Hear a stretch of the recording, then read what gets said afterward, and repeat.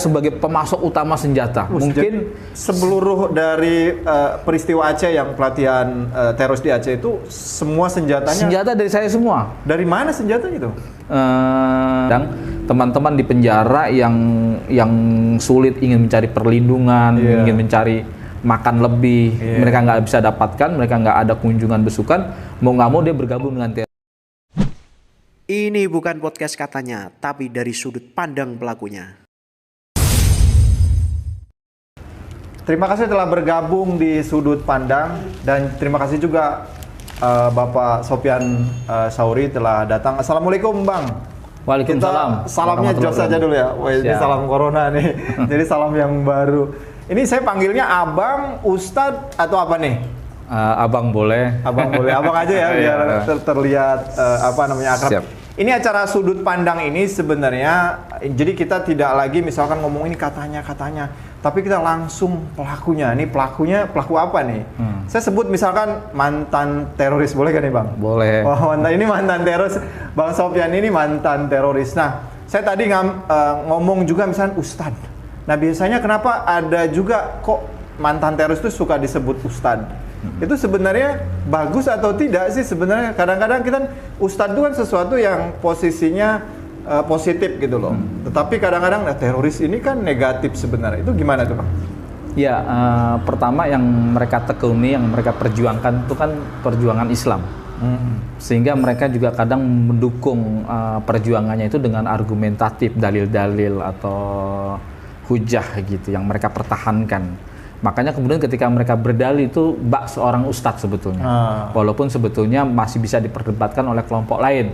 Karena kok ustadz yang seharusnya mengajarkan kebaikan, kok ini justru memerintahkan kepada perbuatan-perbuatan yang maaf destruktif, perusakan atau apa. Yang sehingga kayaknya nggak layak disebut sebagai ustadz. Tapi ala kulihal, Densus maupun pengikut-pengikutnya para teroris ini juga kadang memanggil kita juga ustadz semua. Ya akhirnya kadang diperjuangkan agama dan dia bisa berdalil, mau nggak mau disebut. Di penjara malah dijadikan sebagai imam. Itu gimana? Malah kan itu potensi ngerekrut atau itu gimana? Iya, untuk kasus terorisme emang agak berbeda dengan kasus-kasus yang lain gitu.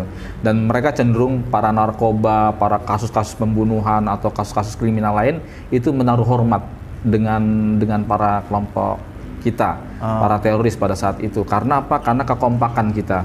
Kedua, mereka melihat keseriusan kita. Sehingga kadang teman-teman di penjara yang sulit ingin mencari perlindungan, ingin mencari makan lebih, mereka nggak bisa dapatkan, mereka nggak ada kunjungan besukan, mau nggak mau dia bergabung dengan teroris. Selain mendapatkan jatah makanan yang lebih, mereka juga mendapatkan tausiah atau pengajaran atau minimal bisa baca Quran. Nah ibadahnya juga kan lebih, terutama ibadah sholat ya. Kan ada yang mengatakan, ini kenapa sih kok ibadahnya bagus? Ini para sipir kan misalnya, ini apa yang salah dia kan, makanya sering kemudian mendapatkan fasilitas-fasilitas. Padahal sebenarnya kan ada juga yang kasus kemudian malah direkrut di dalam lapas. Iya, pertama di penjara itu yang membuat takut baik sipir maupun kelompok-kelompok lain itu adalah kekompakan, soliditas.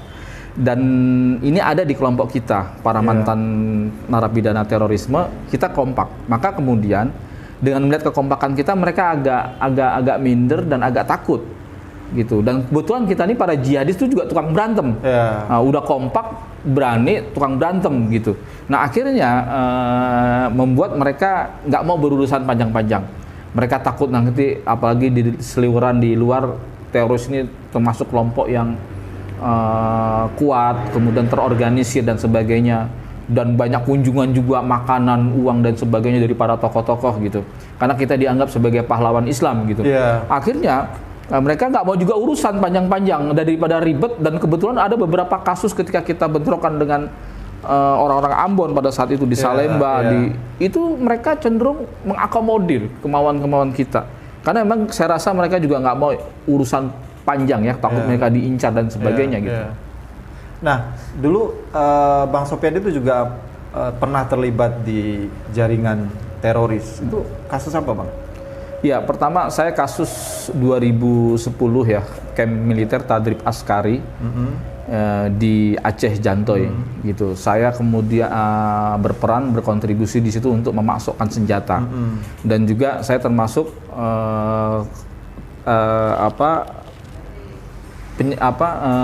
ide utama dari Tadrib Askari itu. Sebetulnya saya ingin membuat camp pelatihan itu memang untuk khusus anak-anak Aceh saja. Saya belum berpikir untuk melibatkan teman-teman di Jawa. Akan tetapi ternyata pada waktu perencanaan awal kita bersama Dul Matin, saya nggak tahu dulu Dul Matin ya, atau Yahya Ibrahim ini yang ternyata dia buronan bom Bali 1. Nah akhirnya kita libatkan, ternyata beliau melihat ini ada peluang bagus untuk jihadis di Indonesia. Akhirnya ternyata beliau tanpa saya ketahui, beliau berkoordinasi dengan Ustadz Abu Bakar Basir, dengan Abu Tolut, dengan Ustadz Ubed, kemudian dengan kayak Jamaah Ansor Tauhid, kemudian Majelis Mujahidin, kemudian ada kelompok-kelompok yang lain, itu dilibatkan. Sehingga banyaklah yang terlibat dari NII, Jamaah Islamiyah dan sebagainya untuk proyek camp pelatihan militer yang cikal bakal menjadi Al-Qaeda Asia Tenggara pada waktu itu, bukan cuma Serambi Mekah, tapi untuk se-Asia Tenggara, karena kita melibatkan dari Filipina, kemudian dari Malaysia dan sebagainya. Keterlibatannya di situ apa? Saya sebagai pemasok utama senjata. Mungkin seluruh dari peristiwa Aceh yang pelatihan teroris di Aceh itu semua senjatanya. Senjata dari saya semua. Dari mana senjata itu? Ini sempat dirame di koran media massa pada tahun 2010. Saya mengambilnya merayu penjaga senjata di Cipinang. Akhirnya saya ambil satu pucuk selama 1 tahun sampai berkumpul banyak sekali. Di BAP saya ada sekitar 35 pucuk. Tapi di luar BAP itu ada lagi banyak, pokoknya banyak sekali. Saya kadang mau menyebutnya tuh malu gitu, karena apa? Dosa saya banyak sekali gitu. Oh, jadi senjatanya itu dari Cipinang itu apa? Cipinang itu gudang senjata milik Polri. Oh, milik Polri. Milik Polri yang saya ada yang ditangkap juga 10 tahun, yaitu Abdi dan Tatang. Mereka waktu itu pangkatnya Bribtu Tatang dan Bribtu Abdi yang penjaga senjata itu. Dan saya bilang senjata ini akan digunakan buat pelatihan berburu oleh kelompok Perbakin pada saat itu. Akhirnya mereka percaya karena mereka menganggap saya ini masih polisi. Padahal pada saat itu saya sudah disersi. Oh, sudah disersi waktu. Disersi. Tapi teman saya ini nggak tahu kalau saya sudah disersi. Sudah disersi dari kesatuan Polri gitu. Tapi Abang tahu bahwa senjata itu akan digunakan, sadar ya bahwa itu digunakan untuk kelompok jihadis lah mungkin. Iya, ya, karena gitu ini ya? memang pesanannya Dul Matin. Dul Matin sempat 1 tahun nggak percaya dengan saya sampai dia menunggu aman dan dia lihat gimana prosedur bisa mendapatkan senjata itu, dan saya ceritakan senjata itu pada awal mulanya adalah senjata yang siap untuk didisposal, dihancurkan, kemudian dibuatkan berita acara, kemudian setelah itu difoto-foto, dan itu ada tempat disposalnya itu ada di daerah Cakung, Peleburan Baja. Nah, tapi misalnya dari 10 senjata itu yang dikanibalin, yang masih bisa dimanfaatkan menjadi senjata sempurna misalnya 2 atau 3. Nah, 3 ini yang dijual. Tapi menurut berita acara sudah dihancurkan. Demikian seterusnya. Dalam 1 tahun itu saya ambil senjata itu dan saya berikan kepada Dul Matin. Dan sadar nggak? Maksud sadar bahwa Abang itu menyuplai senjata itu kelompok Iya, sadar. Memang saya sudah sadar saya masuk pada kelompok teroris. Dan bahkan saya sudah terbayang saya bakal mati ini kalau misalnya ada apa-apa, karena hal itu berbarengan dengan ketika J. Marriott dan Ritz Carlton 2009. 2009 itu terjadi, ketika itulah kita sedang transaksi senjata. Itu dulu kasus itu dihukum berapa tahun? Saya dituntut 15 tahun penjara, lalu saya divonis 10 tahun penjara. 10 tahun penjara. Iya. Itu berarti kan Abang dulu kan pernah anggota Polri ya? Iya. Nah, itu kan jeda keluar itu karena memang tertarik dengan gerakan-gerakan seperti itu, atau misalkan bagaimana? Bisa cerita itu? Iya, jadi begini, saya ini punya semangat tempur yang tinggi ya, punya semangat jihad yang tinggi. Dan itu sudah dimulai sejak saya SMP sampai saya masuk STM Budut. Jadi emang suka tawuran.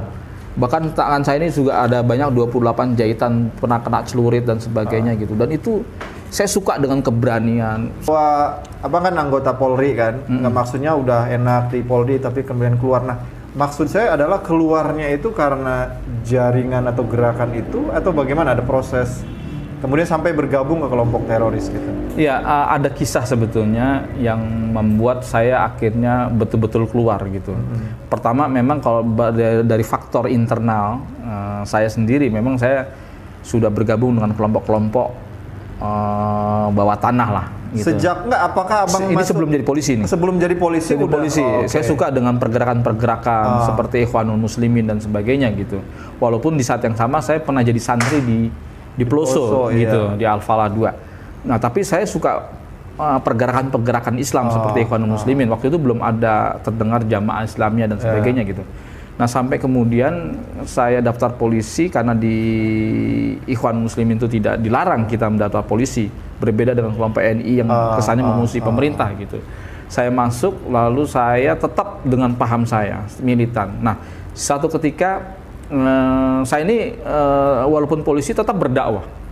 Di Depok itu, kalau di Polres Depok itu nama saya terkenal tuh sebagai Artinya ustadz. ideologi ikhwannya sebenarnya nggak terhapus ya, meskipun misalkan udah mendapatkan pendidikan di Polri. Iya, betul. Karena memang Ikhwan tidak resisten dengan hal seperti itu, karena mereka sudah mulai ada semacam buku fikut dakwah dan sebagainya. Akhirnya mereka lebih lentur, berbeda dengan organisasi awalnya seperti kelompok DI dan TI yang menampakkan permisian gitu. Nah, akhirnya ini saya tetap masih militan, sehingga ada suatu kejadian. Nah, ini ketika saya baru tertangkap, saya langsung diperiksa oleh Pak Goris Mere dan Pak Tito. Mereka ini berdua nanya ke saya, Sofyan, kenapa kamu bisa keluar dari kepolisian? Kan ini baru kali ini nih polisi jadi teroris, serius gitu. Saya bilang begini, ceritanya panjang Jenderal, saya bilang ceritanya panjang. Pertama saya bilang, saya ini pertama awal ditempatkan di Patko. Patroli kota. Patroli kota. Saya bawa mobil, dulu masih mobil Timur, belum ada Ford ya, di tahun-tahun segitu. Kemudian ya biasalah kalau patroli polisi dengan senior saya itu suka mampir ke tempat-tempat seperti itu. Apakah itu prostitusi, maksiatan lah yang maksiatan dan itu ada jatahnya memang. Ini udah jadi rahasia umum lah, nggak perlu saya ini. Nah, ketika itulah kemudian ini bertentangan dengan paham dan idealisme saya. Apalagi sebelumnya udah ideologinya Ikhwanul Muslimin, santri juga, santri NU kan sebagainya gitu.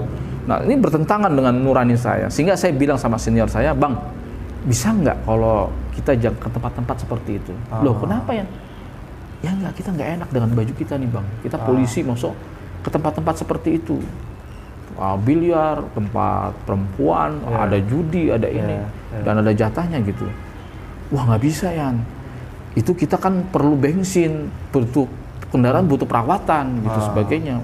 Ya udah, akhirnya saya gini, kompromi. Bagaimana, Bang? Abang sehari dapat berapa? Dapat sekian ratus ribu. Bagaimana kalau saya cover?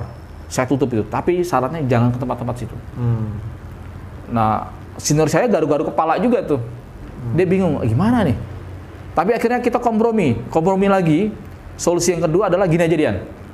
Habis apel, kita jalan, lu gua anterin ke rumah. Nanti udah mau aplusan, lu gua jemput lagi. Dan itu dilakukan ada berbulan-bulan itu. Sampai kemudian ini bocor ke kasat saya. Kemudian saya dipanggil. Dimaki-maki saya di situ. Dasar lu polisi sok suci. Polisi saya teman saya punya anak buah banyak yang kaya tapi nggak kayak kamu sombongnya. Saya bilang ini bukan masalah sombong nih, Komandan. Ini masalah harga diri, saya bilang. Saya malu punya baju polisi ini kalau saya mampir-mampir ke tempat itu. Abang jawab gitu langsung. Iya gitu. Saya malu kemudian gitu. Tahun berapa itu? Itu sekitar tahun 2007-2008. Itu masih ini ya, masih. Wah iya. Nah, mulai saya nggak nyaman dengan pekerjaan saya. Saya nggak nyaman dengan pekerjaan saya. Saya mulai agak ada perlakuan diskriminasi di kesatuan saya. Dan mulailah komandan saya main kasar. Saya mulai digamparin. Ini Ustadz sering ceramah di mana-mana, ngomong kebenaran, tiba-tiba digaplokin di tengah lapangan yang disaksikan oleh kawan-kawan saya yang mereka menghormati saya. Saya memang nggak punya track record ele-elean dan sebagainya, tapi saya tetap tanggung jawab sebagai seorang anggota Polri, masuk nggak ada masalah. Tapi saya mulai diintimidasi saat itu.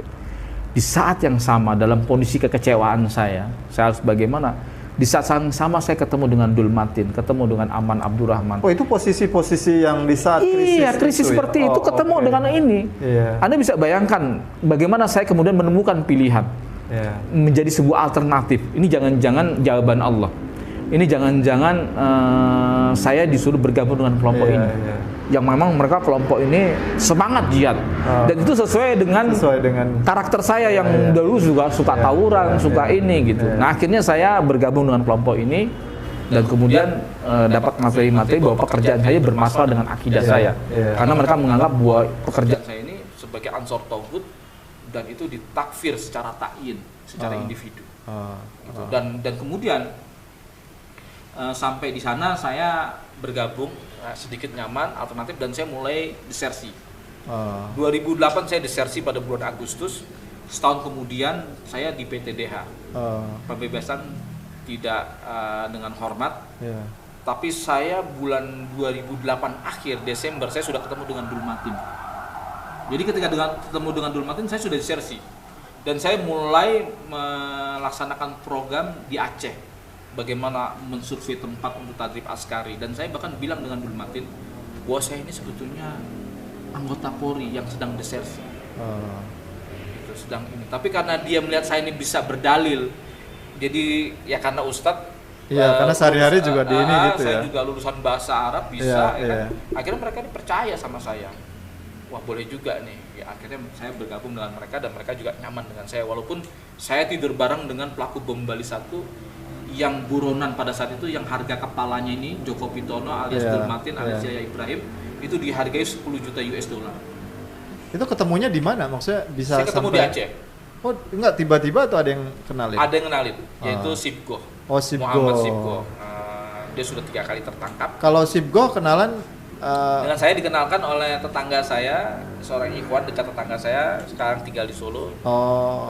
Namanya Abu Zaki alias Mikdad. Dia yang mengenalkan saya dengan Sibgo.